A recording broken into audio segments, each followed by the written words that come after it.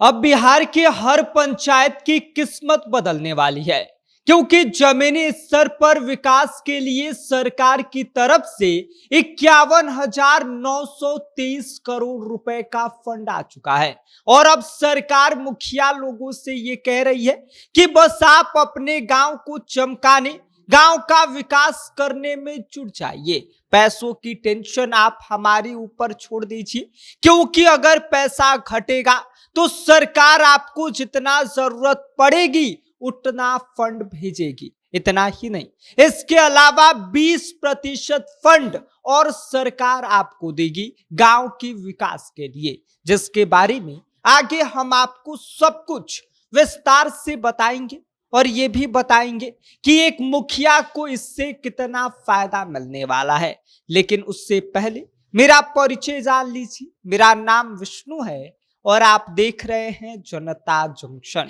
अगर किसी पंचायत को कहा जाए, किसी एक मुखिया को कहा जाए कि जितना अच्छा काम करोगे उतना ज्यादा पैसा मिलेगा, तो क्या होगा? जाहिर सी बात है कि गांव में विकास की रफ्तार कई गुना और बढ़ जाएगी। और अब बिहार में ऐसा ही कुछ होने जा रहा है, क्योंकि 16वें वित्त आयोग के तहत सरकार ने पंचायतों के लिए फंड देने का पूरा गणित ही बदल कर रख दिया है। अब सिर्फ आबादी या क्षेत्रफल के आधार पर पैसा नहीं मिलेगा, बल्कि पंचायत का प्रदर्शन कैसा है, पंचायत के अंदर किस तरीके से काम किया जा रहा है, इसके आधार पर मिलेगा। यानी कि जो मुखिया और पंचायत प्रतिनिधि अपने गांव में बेहतर काम करेंगे, गांव की आय बढ़ाएंगे, साफ सफाई पर ध्यान देंगे और विकास योजनाओं को जमीन पर उतारने का काम करेंगे, उन्हें बिहार सरकार की तरफ से 20% फंड अलग से दिया जाएगा, जो एक इनाम होगा। और सबसे बड़ी बात यह है कि ग्राम पंचायत की झोली में अब पहले से कई और ज्यादा जो है वो तोहफा आने वाला है, क्योंकि पहले विकास के लिए मिलने वाली जो राशि होती थी वो लगभग 70% हिस्सा ग्राम पंचायतें जो है वो उनको मिलता था, लेकिन अब इसे बढ़ाकर 80% कर दिया गया है। यानी कि गांवों के खाते में पहले से कहीं और ज्यादा पैसा आएगा। वहीं दूसरी तरफ पंचायत समिति और जिला परिषद के हिस्से में थोड़ी थोड़ी कटौती की गई है। पहले दोनों को 15-15% हिस्सा मिलता था, लेकिन अब इसे घटाकर 10-10% कर दिया गया है। साफ शब्दों में कहे तो सरकार अब सीधे गांव को मजबूत बनाने पर ज्यादा फोकस कर रही है। पंचायती राज मंत्री दीपक प्रकाश का यह कहना है कि बेसिक फंड तो सभी पंचायतों को मिलेगा, लेकिन जो पंचायत अपनी आय बढ़ाने के लिए अतिरिक्त प्रयास करेंगे उन्हें सरकार अलग से इनाम देगी। आपको बता दें कि जब पैसा मिलेगा तो उसके इस्तेमाल के नियम भी होंगे, इसीलिए वित्त आयोग ने फंड खर्च को लेकर भी गाइडलाइन जारी कर दिया है।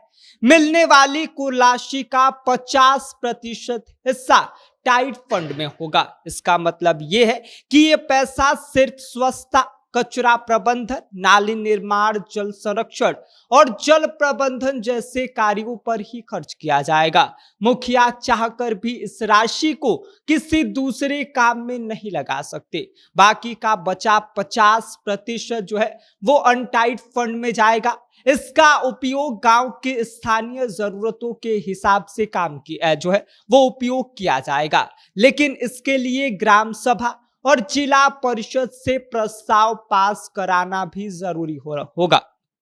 हालांकि यहां पर भी एक बड़ा नियम है, इस पैसे का इस्तेमाल किसी कर्मचारी की सैलरी देने या कार्यालय के खर्च चलाने के लिए नहीं किया जा सकता है। पूरा पैसा सिर्फ और सिर्फ विकास कार्यों पर ही खर्च होगा। यानी कि कुल मिलाकर देखा जाए तो आने वाले समय में बिहार के गांवों की तस्वीर और तकदीर दोनों बदलने वाली है। जिन पंचायतों के मुखिया ईमानदारी और सक्रियता से काम करेंगे, वहां सड़क, नाली, पेयजल और बाकी मूलभूत सुविधाओं में तेजी से सुधार देखने को मिल सकता है।